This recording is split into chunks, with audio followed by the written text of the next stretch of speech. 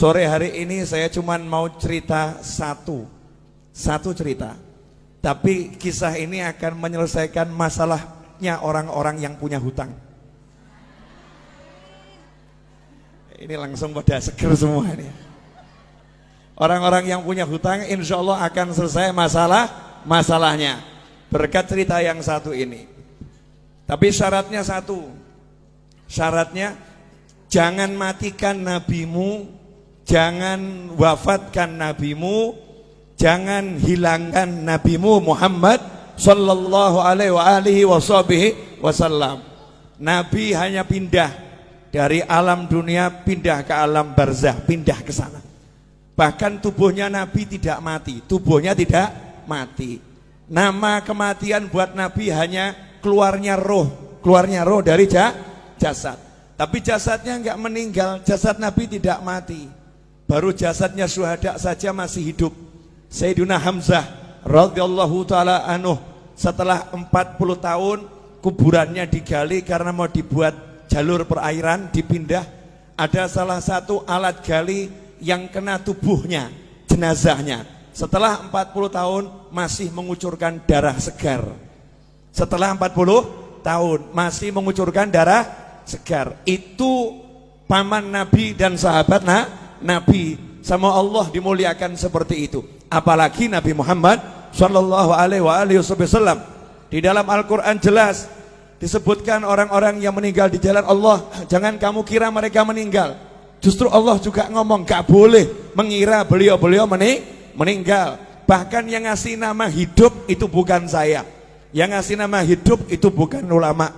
Yang ngasih nama hidup itu bukan Nabi Muhammad SAW. Tapi Allah sendiri yang mengatakan bal ahya, mereka itu sungguh hidup di sisi Allah subhanahu wa ta'ala yurzakun. Dan bukan cuman hidup, ada yang hidup gak dapat rezeki, tapi ini hidup yurzakun, terus diberi rezeki oleh Allah subhanahu wa ta'ala. Itu baru kelasnya orang-orang yang syuhada. Lantas bagaimana dengan kelasnya imamnya para syuhada, imamnya para nabi, imamnya para rasul, yaitu baginda Muhammad sallallahu alaihi wasallam. Jadi rasakan dulu, jenengan semua, anda semua, kita semua punya nabi yang hidup di alam sana, yang bekerja di alam sana, yang bergerak di alam sana, gak pernah berhenti, terus memantau umatnya. Termasuk sore hari ini menerima sholawat dan salam jenengan semua. Diterima itu sholawat dan salam, karena ini kiriman ya, diterima oleh Nabi Muhammad SAW. Bahkan jelas alamatnya dari mana. Nah itulah bejonya saya, Majlis Ar-Raudhah. Padahal ini maulid Jamuri, betul ya? Nah tempatnya Majlis Ar-Raudhah, yang ngirim Jamuri, yang ngirim Jamuri dan kawan-kawan semua dapat dicatat oleh Nabi Muhammad sallallahu alaihi wasallam. Nah kalau udah seperti itu, apa keuntungan yang didapat? Ini banyak orang yang lupa, banyak orang yang gak paham, banyak orang gak ngerti. Di zaman Nabi Muhammad SAW ada sahabat namanya Jabir bin Abdullah radhiyallahu ta'ala anhu. Sahabat Jabir ini punya kebun kurma dan dia punya hutang kurma, kurma. Masalahnya utangnya sama Yahudi yang benci Nabi, benci Islam. Karena tidak setiap Yahudi benci. Ya, Yahudi itu bangsa. Istri Nabi Sayyidah Sofiyah juga seorang Yahudiyah. Yang dibenci itu adalah ajarannya Yahudi yang memusuhi Islam. Lah ini udah ajarannya Yahudi, orangnya Yahudi pula. Bencinya sama Nabi luar biasa. Ketika melihat ada satu sahabat punya hutang, belum bisa bayar, maka Yahudinya senang. Ini saatnya untuk menghina sahabatnya Nabi. Ini saatnya untuk merendahkan sahabatnya Nabi Muhammad sallallahu alaihi wasallam. Maka datanglah Yahudi ke kebunnya Jabir bin Abdullah radhiyallahu anhu untuk nagih utang. Ibu-ibu pernah diparani, ditagih? Tahu rasanya? Diparani gak punya duit, enak rasanya ya? Diparani sama orang yang badannya mungkin gede-gede, mungkin badannya tidak enak dilihat, wajahnya serem, itu tidak seberapa. Tapi kalau yang nyamperin ibu-ibu mulutnya cerewet, itu luar biasa. Mau bayar kapan utangmu? Utang nanti dibayar. Wah itu lebih dari pria-pria yang badannya besar itu, yang cerewetnya luar biasa, kalimatnya menusuk dan merobek-robek jiwa dan menyebabkan ibu sakit hati ketemu orang yang seperti itu. Hari itu Yahudi datang ke tempatnya Jabir. Nabi Muhammad SAW dimintai tolong sama Jabir, ya Rasulullah, tolong utang saya ini biar bisa ditunda, dibayar tahun depan. Yahudinya diajak bicara. Nabi ngajak sahabat, ini kerennya di sini, hebatnya di sini. Ada satu teman Nabi, sahabat Nabi punya utang. Uangnya buat bayar gak cukup, kebunnya buat bayar gak cukup. Nabi Muhammad SAW tidak duduk di rumahnya, tapi Rasulullah SAW ngajak sahabat-sahabatnya, yuk kita ke rumahnya Jabir, ayo kita ke kebunnya Jabir. Kasihan itu, Jabir digeruduk Yahudi, Jabir disamperin Yahudi. Ini Yahudinya lagi nagih Jabir, mau menghinakan Jabir. Berangkat Nabi Muhammad SAW bersama sahabat. Kemudian Rasul sendiri yang ngajak ngomong bicara si Yahudi. Artinya Nabi SAW tokoh masyarakat, Rasul punya jabatan, punya kedudukan, mau membela orang yang ditagih hutang, mau membela orang yang terlilit hutang. Saat itu Nabi belum punya duit, karena Nabi kalau punya duit tekno didum langsung, dibagi-bagi langsung habis. Apa sabda Nabi buat orang yang terlilit hutang? Kadang ini mubalih nggak paham, kemudian menyebutkan hadis yang seakan-akan orang meninggal punya hutang itu sengsara. Salah. Dulu Nabi Muhammad SAW bersabda, siapa yang meninggal punya hutang, saya tidak akan sholatkan jenazahnya. Maksudnya bukan karena benci, Nabi tidak mau nyolatkan jenazahnya dulu, minta sahabat yang punya duit, beres no ini, bayari hutangnya, sehingga masuk kubur udah selesai, gak ada hutang piutang. Kalau kita alhamdulillah sudah niru, kalau ada hutang piutang jadi tanggungan saya, tanggungan kami atau keluarga. Jadi Nabi nggak mau SAW ada umatnya yang meninggal dalam keadaan masih punya hutang. Makanya Nabi ngomong sama sahabat, tidak sama mulai sholat dulu sebelum hutangnya dilunaskan. Tapi begitu Nabi punya hutang, apa sabda Nabi Muhammad SAW? Siapa yang meninggal punya hutang, Nabi punya uang ya, siapa yang meninggal punya hutang, saya yang bayar hutangnya, saya yang lunaskan uangnya. Kalau dia nggak punya hutang, biar uangnya milik ahli warisnya. Kalau punya hutang, aku yang bereskan. Mana konglomerat sekarang yang berani ngomong begitu? Mana saudara yang berani ngomong begitu? Mana umat Islam yang berani ngomong begitu untuk orang yang tinggal di satu kampungnya? Yang di kampung ini yang punya hutang, kalau meninggal aku yang melunaskan. Mana yang seperti itu? Nabi Muhammad SAW bangkit membela sahabatnya, diajak ke rumah Jabir. Sampai di situ Nabi ngomong langsung sama yang namanya Yahudi. Yahudi, gini aja, kalau boleh pembayarannya ditunda, diundur, kasih perpanjangan waktu. Yahudinya ngomong, ya Abul Qasim, wahai Abul Qasim, julukan Nabi Muhammad SAW, wahai Abul Qasim, tidak bisa, hari ini juga harus dibayar. Bu, kalau jenengan ditagih utang 5 miliar, hari ini harus dibayar. Ngeluh atau enggak ngeluh? Ngeluh ya. Punya uang cuman 100.000, tagihannya 5 miliar. Pusing atau enggak pusing? Pusing. Lah ini Nabi Muhammad SAW datang, kasusnya begitu. Kebun kurma ini buahnya cuman sedikit, hutangnya bertonton. Jadi enggak mungkin bisa dibayar. Maka Nabi mengatakan kepada Yahudinya, tunggu sebentar. Kemudian Jabir bawa kurma sedikit. Disuguhkan Nabi Muhammad SAW. Itulah adabnya sahabat. Kedatangan Nabi sepunyanya apa ya disuguhkan. Ini ya Rasulullah, kurma muda disuguhkan. Setelah itu Nabi Muhammad SAW ngelilingi kebun kurmanya Jabir. Kebun kurmanya dikelilingi, dilihat muter, ya memang gak cukup. Jumlahnya buah kurma itu gak mungkin cukup untuk bayar. Maka Nabi SAW kemudian tanya sama Jabir, di mana biasanya kamu duduk-duduk di kebun kurma ini? Tempat yang biasa kamu gunakan untuk nongkrong. Kalau bahasa kita, gazebonya di mana? Ya, gazebonya di mana? Rasulullah tanya, di mana itu? Di sini ya Rasulullah. Saya biasa berteduh di sini. Ya udah, saya tak tidur sebentar. Bayangkan ini, ditagih utang sama Yahudi, ditinggal tidur sama Nabi. Tiruan. Maksudnya apa? Utang gak usah dipikirin. Yang nagih di depan ini ya, nggak dipikirin, tinggal tidur Nabi Muhammad SAW. Ini nanti bisa dicek di Syarah Fathul Bari, Syarah Bukhari ya. juga di kitab-kitab syarah Bukhari yang lain. Tidur Nabi SAW, kemudian bangun, datangi lagi Yahudinya karena masih maksa harus dibayar hari itu juga. Rasul berkata, gimana, bisa enggak ditunda dulu pembayarannya, kasih perpanjangan? Tidak bisa, harus hari ini. Ya sudah, Nabi SAW keliling lagi, tawaf, ngelilingi kebun kurma, ditawafi. Setelah selesai ditawafi, Nabi bilang sama Jabir, Jabir, sudah sekarang kamu panen tuh kurmanya, bayarkan. Panen, bayarkan. Saya tidur dulu. Nabi tidur lagi. Asik ya, tidur. Bangun tidur, Nabi nanya sama Jabir, gimana, udah beres? Beres ya Rasulullah, itu hutangnya kurma lunas semua. Bahkan ini kurma saya nggak berkurang, panennya lebih banyak dari panen bertahun-tahun ini nggak masuk akal ya Rasulullah. Disitulah Nabi bersabda, asyhadu anni Rasulullah, aku bersaksi aku adalah Rasulullah. Kalau bahasa kita, saya Nabi, saya Rasul ya. Rasulullah bangga dengan kerasulannya. Aku bersaksi aku adalah Rasulullah. Shallu ala Nabi, Allahumma shalli wa sallim alaihi.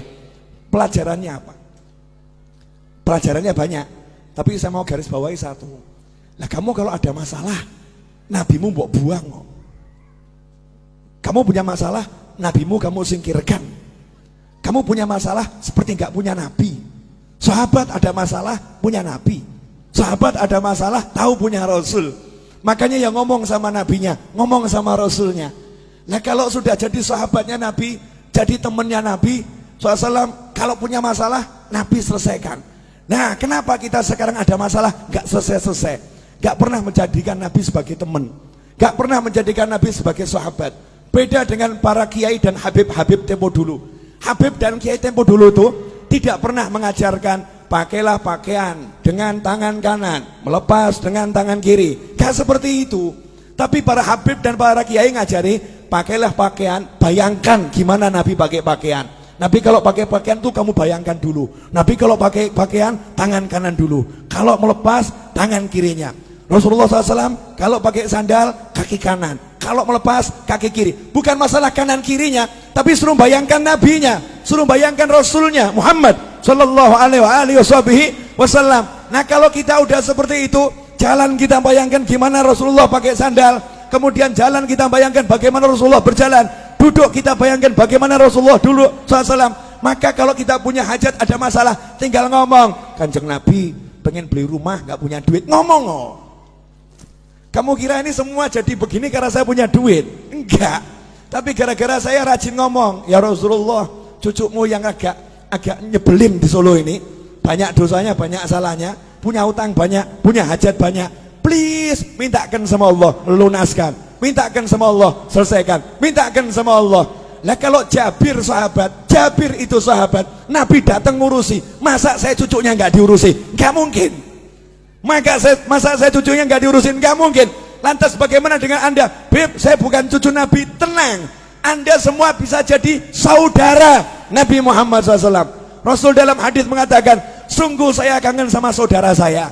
Maka sahabat ngomong, ya Rasulullah, kan kami ada di sini, kami saudaramu, kok dicari? Kenapa? Saya nggak cari kalian, kalian sahabat saya, bukan saudara saya. Lantas siapa saudaramu ya Rasulullah SAW? Orang-orang yang lahir nanti belum pernah lihat saya, tapi percaya sama saya, iman sama saya, bahkan rela kehilangan harta dan keluarganya demi sekali melihat saya. Itulah saudara-saudara saya. Saya kangen pengen melihat beliau-beliau itu. Bayangkan, Nabi belum pernah ketemu kita, wujud kita belum ada, sudah dikangeni, dikangeni. Lah kalau kita sekarang bisa kangen sama Nabi dengan baca sholawat barzanji, maulid tiba, kemudian burdah, simtudurar dan semisalnya, kita sholawatan sama kangen, berarti kita jadi kelompok saudara Nabi Muhammad SAW. Dan saudara sama saudara itu pasti saling membela, pasti saling mendukung. Kalau udah begitu, kamu punya masalah, insya Allah nggak punya masalah. Saya punya masalah, insya Allah nggak punya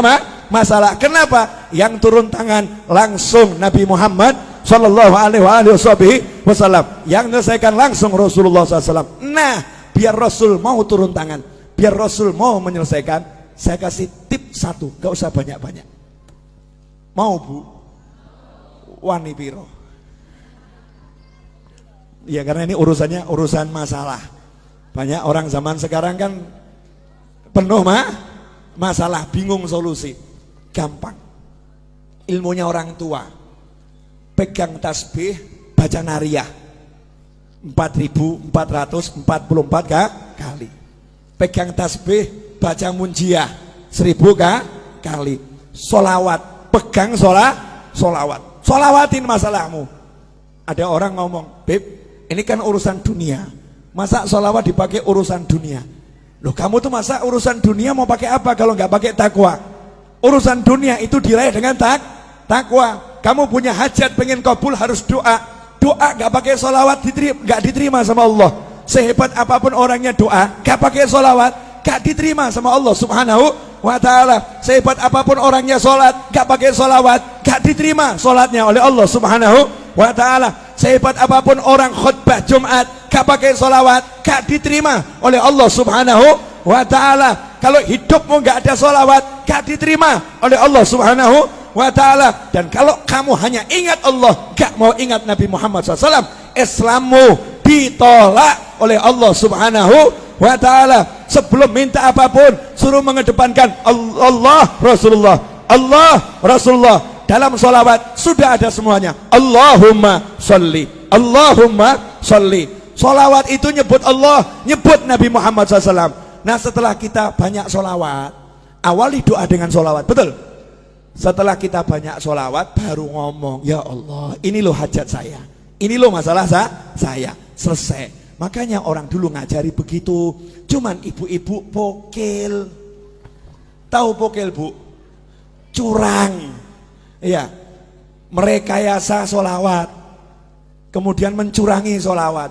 Nariyah 4.444 kali dibaca berjamaah, satu orang ambil 5 jagung, 10 jagung. Saya nggak bicara fadilah, kalau fadilah luar biasa, fadilahnya luar biasa. Kemudian protes sama kiainya, sama habibnya, sama gurunya. Saya udah baca nariyah berjamaah, tapi hajat kok nggak kabul-kabul. Habibnya jawab, kabul, cuman kabulnya juga berjamaah, jadi dicicil saudara-saudara. Kabulnya dicicil, diangsur. Kalau pengen kabulnya cespleng, ya kamu sisakan waktu khusus.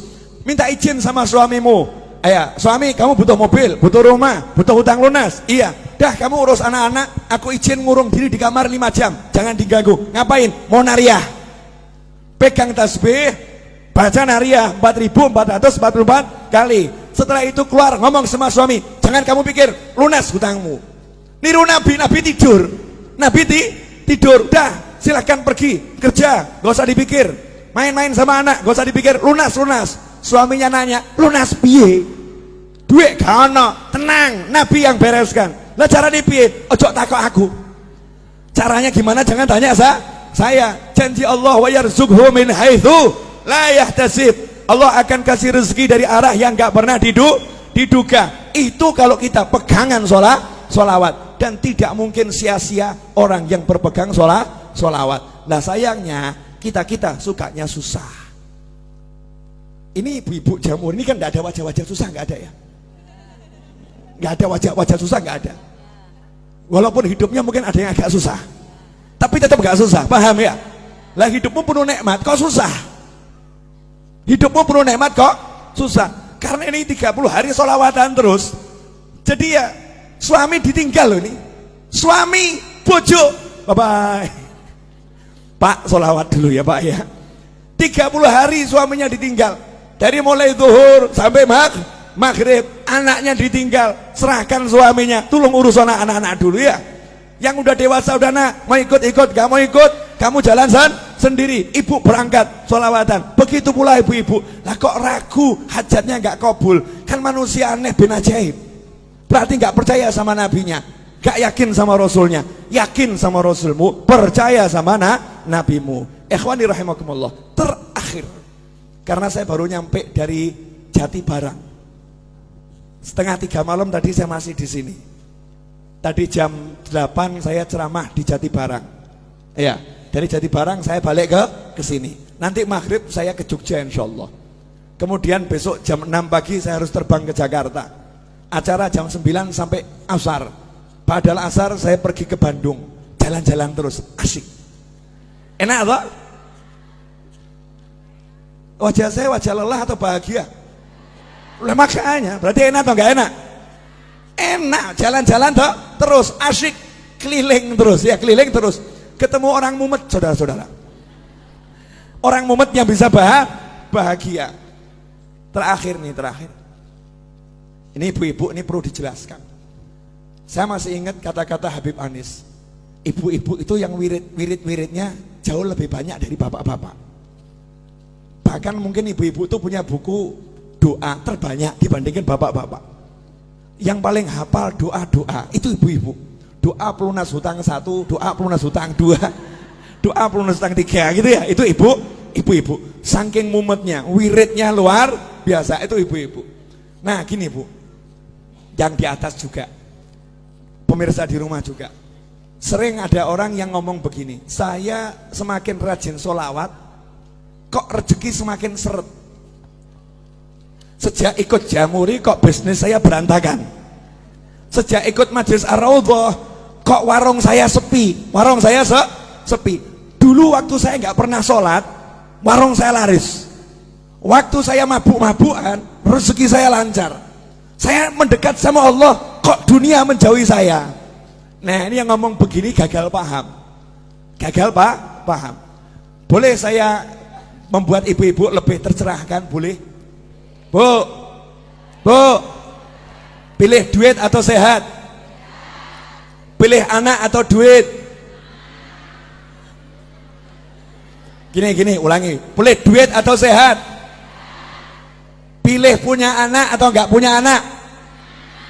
Pilih punya duit tapi enggak punya anak, atau enggak punya duit tapi punya anak? Mesti ngeyel. Punya duit, punya anak. Kenapa saya nanya seperti ini? Maksud saya begini loh.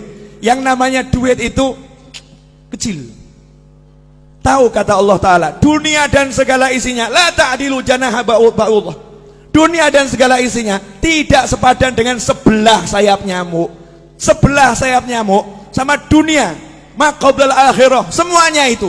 Planet-planet, kemudian galaksi, antariksa, dan segala isinya, kalau ditimbang dibandingkan sebelah sayap nyamuk, kata Allah Ta'ala, masih berat sayapnya nyamuk dalam pandangan Allah. Artinya gak ada artinya sama sekali. Jadi kalau kamu punya duit seberapapun, itu rezeki yang remeh-temeh, rezeki yang hina, rezeki yang kecil, rezeki yang jelek. Karena jeleknya yang kafir dikasih, yang maksiat dikasih. Barang elek, silakan ambil, barang jelek, ambil, boleh saya minta? Oh boleh, barang elek, jelek, ambil, karena jelek. Barang bagus saya minta, nanti dulu, syarat dan ketentuan berlaku. Syarat dan ketentuan berlaku. Nah yang barang bagus apa? Bisa sholat, bisa zikir, bisa sholawat, bisa bekti sama orang tua, bisa puasa, bisa baca Al-Quran, bisa menikmati maulid. Ini rezeki yang luar biasa. Makanya ketika kamu mendekat sama Allah, kemudian kok duniamu kecil, kecil, itu tanda-tanda bahwasanya kamu dikasih rezeki yang sangat besar. Masalahnya duitmu seret, itu aja. Cuman duit yang seret, tapi kan mata sehat, telinga sehat, kaki sehat, semuanya sehat, bisa menikmati majelis, bisa bahagia. Ada orang yang duitnya banyak, habis buat berobat. Ada orang yang duitnya banyak, habis untuk memuaskan nafsunya, nggak puas, cari bahagia, nggak bahagia. Lan jenengan modal masuk Jamuri, duduk silo, selonjor, senden, bahagia. Kok murah men ya? Gampang men nih, bahagianya, mudahnya luar biasa. Nikmat dari Allah Subhanahu wa Ta'ala. Kuncinya di situ. Buang dulu dunia dari hati, kecilkan. Gak ada manfaatnya nih, cilik, gak ada artinya. Setelah bisa kamu buang, nanti di situ dunianya akan datang. Bahasa saya begini, perempuan cantik itu kalau dikejar semakin gaya. Betul? Ini pengalaman pribadi ini. Ya, pria tampan kalau dikejar juga semakin gaya. Tapi kalau dicuekin pasti penasaran. Ini semua orang ngejar saya ya. Kok yang satu ini cuek-cuek saja ya? Akhirnya kebalik. Yang cantik tadi itu akan ngejar, betul ya? Ngejar. Lah kalau kamu pengen dikejar dunia, cuekin dunianya. Cuekin dunianya. Kalau kamu cuek sama dunia, dunianya nanti akan penasaran. Kok aku nggak disentuh ya? Aku nggak dicari sama dia ya? Aku kok nggak dianggap ya? Dunianya akhirnya jor-joran. Ambil, ayo, tertarik sama aku. Ambil, tertarik sama aku. Kita tetap nyantai-nyantai saja. Cuek. Nggak ngaruh, nggak ngaruh.